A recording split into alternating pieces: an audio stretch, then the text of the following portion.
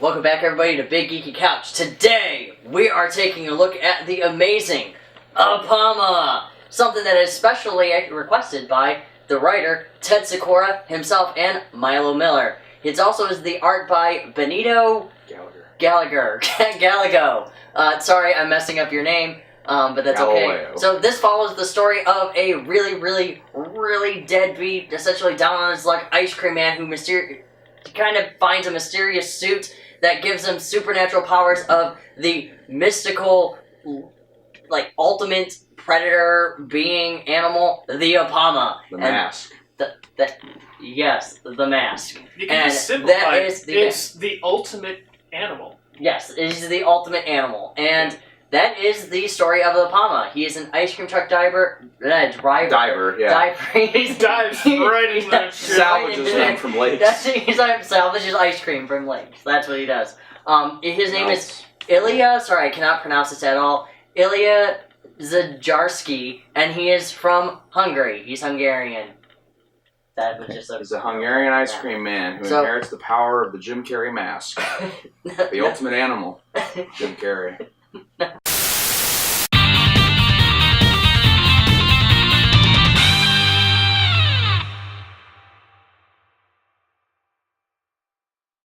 This is Kit, this is Keith, this is Dave, and I'm Chad. And we are the Big Geeky Couch, not a boy band. No, this is the couch. We're the people on the couch. Oh, okay, sorry. How do people know? You can't just assume if we're couches or not. That seemed a little pedantic. I don't think that's a word. So anyways, yes, it is. I'm going to say when it comes to Apama, I started out hating it. I had a lot of time just getting through it. It was like a grind for me to read it. Really? But by the time I got into the third or fourth issue, when we started getting some villains in there, I started actually having fun with it and enjoying it, and it was pulpy, and so I wound up kind of being a convert. Really? Yeah. I'm kind of shocked on that. I didn't actually expect you to like it. I didn't expect to either, because usually, that whole, superhero, kapow, that's usually the genre that I criticize the most. I just never got into it, even as a kid, but... I thought it was a very good nod to the original format styles of superhero comics. Is what I thought it was, but it also kind of... That is what it is. Yeah. Ted Sikora does a wonderful job, I think, writing the story, almost like you're watching a classic comic book movie. And that's what I really enjoyed about reading this book. What era is the classic comic book movie? What? Is that 70s, 80s? Dolph Lundgren as the Punisher. Okay, would be the classic. Good answer. Good answer. So. That's the classic movie, Dolph Lundgren's Punisher. Clearly the fan favorite. It's my fan favorite. Oh, is it? Yeah, hands down. More than the Netflix series? No, it's not good. No, I don't like you as much. I love the Netflix series. Kit, what did you think of Apama? I wasn't as big into Apama as everybody else was. Apama. Whatever. So, Apama, I thought the artwork was not stellar. I get that it's produced efficiently, it's very clearly done with brushwork, which I appreciate to a point, but at other points it just looks sloppy. Really? The coloring is a nightmare. See, I think, if you're looking at this, when we're going to do Handycam. Let's get the Handycam. If we're looking at something like this, I think this absolutely looks beautiful.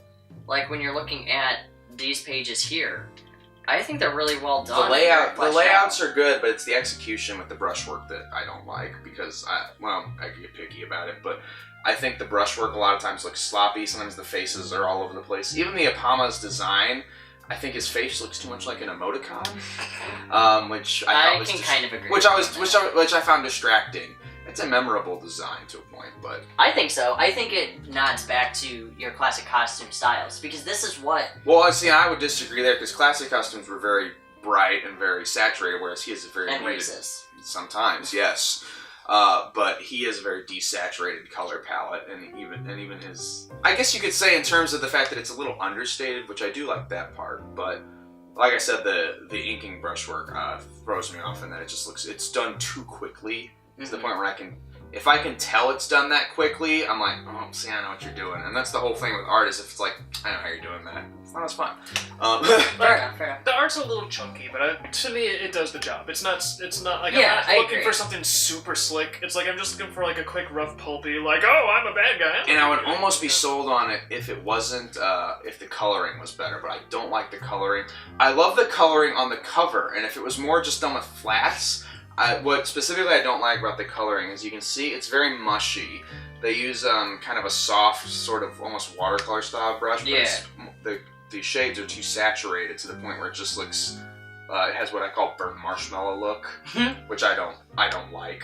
Really? No, I don't. See, and if they're going with that classic pulp feel, don't shade it because those classic comics had like 12 colors. See, I think when it comes to Apama, I can definitely, I can see where you're coming from when it comes to the actual coloring and everything. Sometimes it can turn out kind of dark. Well, and coloring is a tricky business. But I also just really, really like Ilya as a character. Like, I think when it comes to characters, I think everybody has a very strong character presence, and nobody's really wasted when it comes to their screen time. They always have something to bring to the table, so they're not like a one-time throwaway character. Which is good, because what you want to see is every panel. It's like, well, what's new? What's the next panel? Exactly. I wasn't even the writing. I was kind of just, well, I've seen this. It's like, oh, it's an ode to old superhero comics, but it's got a twist. Is it because it's like super narrative? Like it has like a very heavy descriptive. There's a lot more prose than I like to see in a comic, and then it's also that I'm like, oh, I've seen this done. It's like, oh, it's a joke on what old superhero comics, which I've seen that. I think that might be why I liked it, because I never really got into those old comics. So if you haven't seen it, it's like, oh, this is cool, but like, I've read like Kick-Ass and things like that, where it's a similar kind of thing. I like his pet rat. Oh, I love the pet rat. I forgot his name, but he's a phenomenal character because he just has like a really foul mouth. And because he can talk to the rat. Yeah. The rat has like a weird, funny way of talking. And then they're animals. As soon as he unlocks his magical pose that lets him channel, channel the undiscovered ultimate animal. At that point, he can talk to all the other animals. And I think that's where it really gets interesting. And the fact is that the villains that he goes up against are nothing you would expect from Apama. Oh, I like the lawnmower. The lawnmower man is fantastic. It's like, he was just a guy who rode a lawnmower, and then these weird nanobots infected these lawnmower blades, and he became the lawnmower man. And then they had this weird psychedelic drug witch who like just gave drugs to everybody. I thought the moon creature was like... She sounds cool. Yeah, did you get that far? No. Really? And like I said, it was very text heavy, and I was just like, this is... Dave mentioned that it was a grind, and that grind got to me, I think, a little quicker than everybody else. I usually make it a point to finish the books, but this one worked against me, and that I only had it in digital format, and I do not like reading books on a computer screen. I could see that. I have to say, I've spoke with Ted, and maybe Ted's a cool guy. I like Ted. Very great guy. I love him to death. Ted review, 10 out of 10. As you can see, not so much. I may or may not be a fan of Apama. Like, I might not really like it. This is a sponsored video by Apama brand shirts. Ted Sikora. You don't like this design? I like this shirt, but once again, flat colors. Oh, I think the shirt is cool. I'm sorry. It is a cool shirt. No, but it works because it's the flat colors. And the limited palette. But I think that's what really works with it. I think it kind of works. I think the art style works where it's very simplistic. And I think it kind of ties together of the simple story, because it's not overly complicated. No, it's not like you have, Thanos coming down and raining hell, wiping out the entire universe. Well, that's not a complicated story either. No, not at all. Infinity Gauntlet, that was not complicated at all. Really. I love, though, how his first thought upon getting his powers was like, oh yeah, those kids that threw eggs at my ice cream truck, they're fucked. Like, I love how because we'd all do that. Like, we all want to think we're noble, but we'd be like, I got superpowers, fuck those neighborhood kids. Right, and that's why I love Ilya as a character, is that he always thinks of, like, the dumb stuff to go after. Yeah. And sometimes he gets a really good idea, like, I'm gonna go after this big corporation, but he doesn't have a plan as to how. I think that's why I started to have more fun with it, because after I got through the grind of all the text, I was like, well, I'm kind of looking at an idiot who has too much power. This is gonna be fun. But he's not like a bad dude. No, he's like a guy, he's like, yeah, I know that guy. Yeah, he's very relatable. A relatable guy, an idiot, but I don't know a guy who can talk to animals, but, You can talk to animals. It's true. Yeah, you're kind of like the furry whisperer. Yeah, look at you. I'm an autism whisperer, that's what I am. But, like I was saying, though, Ted is a phenomenal guy. I did like Ted as a character. I do like the fact that Ilya as a character, sorry. Ted is a person. When I first met him, the passion that he spoke about in his book just, I think, made me like it really more. Because you don't really get that a lot of times when it comes to people making independent comic. You get people who think they for whatever reason think they can make a quick buck in the indie market, and it's sad. I think Ted Sikora has a lot of heart. One thing, I think it burns a little too brightly in this, and that there's a lot of padding in the book that's like a bunch of promotional stuff, and I was like, just, this is silly, don't do this. It's not a big deal because you can skip it, but it bugged me. And I can see that. I think when you're kind of gushing about your own book, you kind of get into the whole narcissist territory. That's what I didn't like, but I was like, okay, calm down. But I think it kind of works really well, and maybe I can find a page real quick of it where they're talking about how wonderful the book is it kind of does date back to the previous times where they would just say, oh, and in this exciting issue. Well, yeah, that's how they had to pitch it on the cover, so. And that's exactly what he did, because even the cover, it says, from the jungle, streets of Cleveland, like, it has a very classic, like, style format. Well, that was how they did it, was they had to sell you, because they didn't have the text on the back like a regular book, so they just put, what's the story of this issue, right on the front, and it was supposed to grab you immediately. Right. Like, Superman doesn't let anybody drink any water in this issue, like, that is an issue. That is an issue. Yeah. I think Superman should drink more It's water. so funny. He's in the desert with the water, he's like, you can't drink this.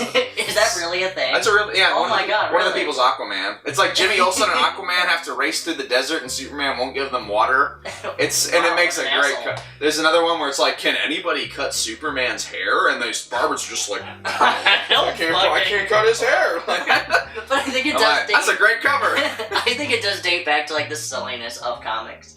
And I really which is worth appreciating. Yeah. So this wasn't a book I hated, it just wasn't necessarily for me, and I recognize that. Like, I'm not like, fuck Apama, get out of here, Apama, Ted Sakura, doofus. I would recommend Apama to just anybody looking to, one, get started in comic books. Well, no. What you go is you got that friend who's like, oh, superhero comics are lame and gay, and you go, here, read this, and like that guy, like he couldn't wrap his mind around this. He'd be like, I gotta find my attack angle, but I can't because this understands all the things I hate. Like it makes sense where you have like the weird villains, you have the really deadbeat guy who kind of sucks at everything, but he just does a little better each time. I think for me too, like part of the reason I was able to get into this as a superhero book, it wasn't even because this content was so good. It's because I didn't have to worry about 37,000 retcon universes and 15 overlaps. Which book? That's true. I want to get into superhero comics. Where do I start? You don't. Fuck. I don't know. Just you need like a guide. You gotta ask a friend like, okay, where do I start? And then even then. But this, you can just pick up a story and read it, and then you have read it. And even though they kind of coincide with each other, but you can still read whatever issue you can and still feel like you know exactly what's going on. It's fairly episodic. Yeah. So I really enjoy that style, and you are right, especially when you're. I know I am. Yeah. Good job. What we like about him is that he's humble. Now, I will say, though, he did actually release a new book that just came out. And I will get into that a little bit. I will touch briefly on that, is the Tap Dance Killer. Now, you guys haven't read the second volume of Apama, but she is a fantastic... You said also in the second volume the artist changes, too. He does. He actually changes in this volume, in this, too. It is... Consistent artist. Nicholas Harrison, and it's a little bit more tighter. Nicholas Harrison. Is that what it says? Yeah. Okay. Anyway, it says Nicholas Harrison. And then it... Chad's illiterate. Yeah, I'm sorry, I can't read. We believe in helping the disabled, so... But this one essentially... I can't remember her name offhand, but she's... The Tap Dance Killer. But she has an actual name. That'd be a good hero name, though. Offhand. Offhand? Yeah, offhand? For a hero name. Beat offhand. Yeah. That's good. Can you beat him? Offhand. Offhand.